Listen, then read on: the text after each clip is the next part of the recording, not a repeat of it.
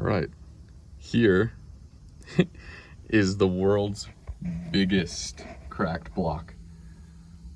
From here all the way to here. And that's just the visible crack. I mean, I can physically feel this is like millimeters off. I've been having a water intrusion in my oil problem, as you can tell from some of the Milky oil. I initially had thought, and this could still have been a part of the problem, I initially had thought I had an intake issue. And so I took the entire intake off, you know, working on getting it all cleaned up. I thought I was just going to put on a new intake gasket, and basically the whole point of this, I know I should probably just rebuild the motor now, but I have a week-long cabin trip with my family for my grandpa's birthday, so we're all going to be on the lake, and I wanted to bring my boat. So my whole goal is to get this working for a week, and I'm going to rebuild the whole motor after. It's worth it as far as at least giving this a test. I am literally going to try and JBWeld this. And one of the things that is a little bit confusing to me, and this might actually not even be my water intrusion problem, I'm confused as to which part on the block here would have a water jacket in it. I've got to assume that there's somewhere that does right here. I'll do a little bit more research. Either way, I'm gonna go ahead and repair this with JBWeld, because I'm not gonna put this intake on if the intake was the problem without at least trying my best to fix this. So there's no other breaks that I can tell. Everything else looks pretty good. Maybe I'll review this footage and see if there's anything else I can see, but just randomly, like, I've been working on this for a few days now after work and stuff, and I hadn't seen this crack until pretty much like just now. So pretty crazy. I'm glad I saw it. We will give it a test. This could be another crack right here. Nope, that was a hair. We're good. One giant crack right here. So we're gonna give this a shot. Okie doke, here's the setup. So got my Dremel with some diamond bits, and went ahead and sprayed this entire thing off with carb cleaner first. And the idea is that, we're gonna be going across the crack like the whole way with the Dremel, all the way down, and making a big indent at the end, and basically just trying to get a really good seal on it. I mean, this is a really bad crack, but like I said, the goal is, just to get it to last a little longer. So we're gonna go all the way down with the Dremel pretty deep, make a big divot at the end, which I think the crack actually comes down all the way here, and go from there. All right, quick update for those following along. Here's what I recommend for tooling. Get this from Harbor Freight. Start at the small one, go to the medium one. I'm gonna use the big one last. You can see I've, using this one right now. This $50 Dremel battery, plenty of juice, and I'm doing it on the slow setting. And I'm just going along, and I am making a big divot where the crack is. I can see the crack really clearly because I think it's been rusting out for a little while. It's really hard to see where the end of the crack is. So that's one thing that I'm a little scared about, because you have to really dig out a lot of material at the edge of the crack, dig really down deep into it to fill it, to stop it from cracking more. So this one is, I'm in particular really concerned about. Right at the edge, it's just, I can't see where the crack stops. So, it looks like it stops right here, but I think I'm just gonna have to go further and dig it out and really just try and see. That's really important. I can't feel anything. So that's what I'm gonna try and do. Here's the state of the crack so far. Obviously I've got stuff trying to catch as much as I can, just minimize the amount of metal getting back into the motor, obviously. But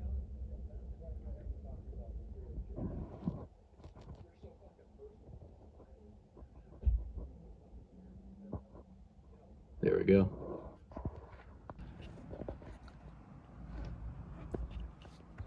Okay, so I'm gonna show you an update real quick.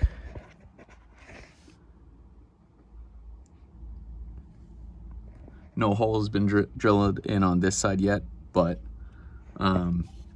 got into the water jacket right here. So as I'm going through this, I'm starting to question myself even more. Like, is it even worth attempting? And at this point, I'm just doing this for fun, because a lot of people online just say like there's just no way an interior crack can be fixed. I don't know. I haven't done enough research to say like why they think that. I'm guessing it's, I'm not even gonna guess. I have no idea. So really, this is just an experiment for fun at this point. People online say you can't do it. One of the things that scared the crap out of me was, I was like, oh my gosh, did I just go to, like, did I drill into where the cylinder head is? And I was really scared. I was like, how am I gonna figure that out?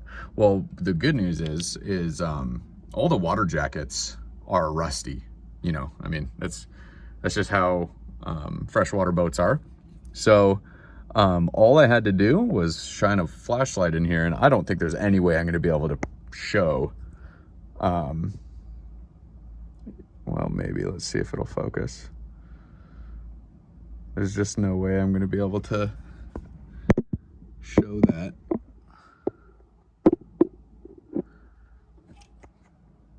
Anyway, because there's rust in there, I know it's a water jacket and not like the, bottom of a cylinder head or something, which is key. Cylinder heads are pretty far, like multiple, I don't know, like 12 millimeters thick through here, maybe a little less, like 10 millimeters. I'm only like 3 millimeters through right here to get to the water jacket. So I think it's okay. I'm a little more hesitant to do it all the way on that side of the crack because it just doesn't look that bad over there. I'm just thinking about going like, digging really deep, but everyone online pretty much says you just have to cap these ends off. For even a chance at having success, you got to cap the end off with by drilling all the way through, and then you're gonna put JBWeld in, because then it stops the crack. I think I might have hurt my chances of a successful install by drilling out so much. I don't know. We're just gonna see. I don't know. If this is all for nothing, then there you go. But yeah, all right, that's where we're at. Okay, pro tip. If you want to even be more confident that the hole you drilled is a water jacket hole, just put an air compressor connection, 20 psi or less, like not very much, and just spray in there and see if you hear it coming out of here. It's like, it was insanely obvious. If you don't hear it or you hear it, I don't know, like leaking through somewhere down here, then you got into the piston sleeve. So no bueno if that happens. So the conundrum I have right now is, everything that I can tell, the end of this crack right here, let me just zoom in, see if it'll focus. The end of that crack ends right there, and I'm pretty sure the ideal scenario would be to drill in straight, but straight on is not going to be possible. Hold on, sorry. Straight on is just not going to be possible because there's this the rod right here. So yeah, it's really hard to say what the right answer is. If I drill that way, drilling that way, almost positive that it's a cooling jacket. If I drill in from this angle, going this way, there's a piston right there. So realistically, I can't go left to right. I'll hit a piston. If I go right to left, I'm not really drilling anything. I'm not even really like drilling out the edge of the crack. So I think the right answer in this case is Dremel out extra you know, Dremel out as much as I can, preferencing going that way towards the water jacket, and I think that's really my only opportunity. So we'll have to see. All right, here's what I ended up doing. One hole there, one hole there, so that I have something to cover up. And even if the crack doesn't extend all the way to it right now, ideally what happens is it cracks up to that point in the future and maybe doesn't break the JBWeld. I don't know. It's the kind of the only option I think I had. So, you know, this crack's a little deep right here, but I honestly think that's kind of good. The only thing right here is a bolt. So as long as everything is just getting pushed in here real good, there's more pressure here than there is in the water jackets. So, you know, I'm having a really hard time understanding why everyone says don't do this, but maybe, you know, maybe I'll eat my own words. We shall see. So yeah, this is it. I'm gonna finish cleaning it up and then we're gonna get to JB welding this bad boy. Probably just gonna get a nitrile glove and pack it in that way. I think that's kind of my best bet. All right, here's the final product. Covering up the whole thing. Pushed it way down in there. Tried to minimize the spillover. And that's as good as it's gonna get, I think. Okay, here's the actual final result. It's cured overnight. It's been like, you know, 16 hours or something. So it is rock solid. You know, I'm pretty happy with the result. I think that this is gonna work. I have a really good feeling. So also pro tip, when you're putting on the intake, I saw someone online say, by the way, 556 works as great alignment tools. So I think you just put them on one side like this, then you slide the intake on. You know, should be perfectly aligned. All right, quick little update. I know I haven't taken any video, but if you need to know how to put this thing together, plenty of YouTube videos for that. Here's the engine hours. We're at 412 engine hours, okay? The engine hour meter works. So, yeah, I mean, what we're gonna be looking for is how many hours this is gonna last. So far, so good. Before I take off here, everything's looking good.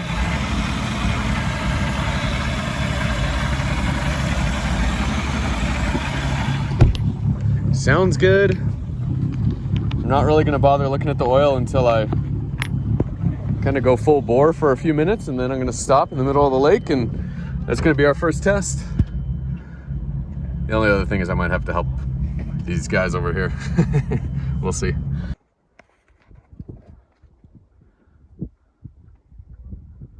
It's so beautiful. Love it. First of all, boat's running absolutely better than it ever has since I've owned it. At this point, it has brand new spark plugs and a new distributor cap and rotor, which is good. That was like an immediate change when I first ran this at home. Obviously, I ran it on the hose before bringing it out here, but yeah, that was a huge change. I should do the wires next, but you know, that's neither here nor there. First of all,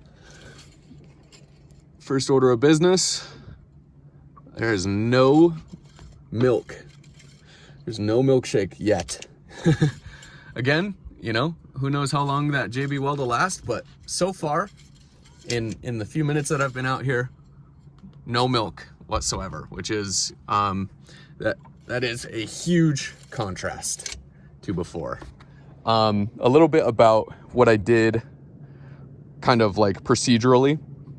Rebuilt everything, you know, JBWeld, put it all back together, ran it on brand new oil, but old filter, okay, and some and some engine flush, or, you know, oil flush.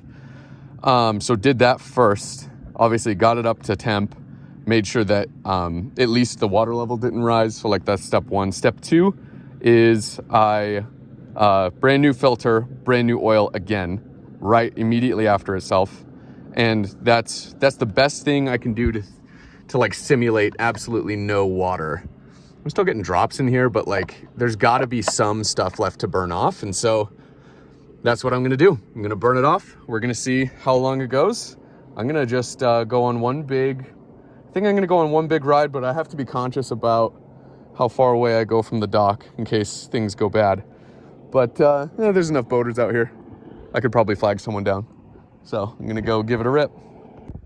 Okay, so in an effort to be kind of careful, I ripped it for 10 minutes straight, full bore, 10 minutes. So far so good, completely clean oil. Just a little update, I'm gonna go for probably 30 or 45 minutes now, full bore, really hot, full running, any oil. That's what we're looking for today. If there's none in it today, or after, you know, the 45-minute run, I'm gonna consider it, you know, good for today. And then we're gonna let it, you know, obviously completely cool. And really the next time I test this, that'll be a test of, can it even withstand a single, you know, cold to hot, you know, change, I suppose. I'm gonna have to run it at home on the hose. Have got a week, you know, a week-long thing coming up. So here, I'll show you my face. That's what we're going for. I really hope this thing doesn't blow up. I want it to run the rest of the summer. It's not that long. We don't have that much left. Right now it's the end of July. This water in this lake is going to be emptied in September, and I'm not really going to be traveling to do anything else. This one's 10 minutes from my house. The next closest one's 40. So I just needed to run basically a month, and, you know, I mean, if it runs and there's not a single speck, I'm gonna winterize it and test it out at the beginning of next year. But just understand that the risk I'm taking is that I might be rebuilding a boat next summer instead of ripping it, but it's probably gonna be worth the test. So we're gonna see. I'm gonna rip it now, 45 minutes. I'm gonna check the oil one last time because I'm really paranoid right now. And yeah, so far so good. I'm at least happy with the results so far. So I'm sick, and I'm just deciding to go through my phone and actually upload this video right now. So a little update. This is like, I mean, it's January now, so the boat is winterized. It's kind of hard to see. There's the tire of the boat right there. It ran for 20 hours that whole week that I was talking about in that video. It ran great, not a single speck of water. And I actually know why it cracked too after winterizing. So if you have an older style 4.3, for whatever reason, the people that owned my boat previously didn't winterize it correctly, and it's just kind of unfortunate that when I went to go buy it, there was absolutely no water intrusion. So I don't think that they sold it to me knowing that there was water intrusion or a crack in the block. I ran it 5 times, you know, maybe for 10 hours before that ever happened. But make a long story short, on the right side of the block, it has my boat has a shower with hot water connection, and you have to take that out to winterize it, and they never did that. So yeah, that was kind of what needed to happen there. But to kind of summarize this video, I do plan on just running the boat next summer and just seeing if it survives, you know, the super cold winter up here in Idaho. And yeah, I mean, if it survives, like, that's going to be pretty impressive. I mean, it ran the whole week. I'm really happy with the JBWeld job. Like, you know, it's interior cracked block, and it didn't have a speck of water in it. I got to enjoy my boat the whole time. It wasn't that much work, you know, like a day or two of work to actually like make that a reality, which ended up, you know, affording my family and I a whole week on the lake, which was like an unforgettable experience. So If you've got a interior, cracked block on like I don't know what the limitations would be for this, but like if you just do a really good job and follow instructions and, don't cut corners as it pertains to the actual installation of the JBWeld, then, I think you're gonna be pretty pleased with the results. And if it doesn't work, then you have to rebuild the motor anyway. So like, was it really that much extra work? I don't think so. If the crack was at the bottom of the block where you couldn't reach it without, like taking apart more stuff, that would have sucked. Probably wouldn't have been worth it. So I guess it was in a lucky spot for me. But yeah, just kind of wanted to summarize what happened. And yeah, I'm going to get this video out. Works for me. 20 hours later. I don't have a picture of the hours meter, and I would have to run outside. And I'm sick, so I'm not going to do that. But yeah, ran great. If you guys have any questions, leave them in the comments. We could always follow up with more information, and especially as this summer goes past, we're gonna get some videos out. So thanks for watching.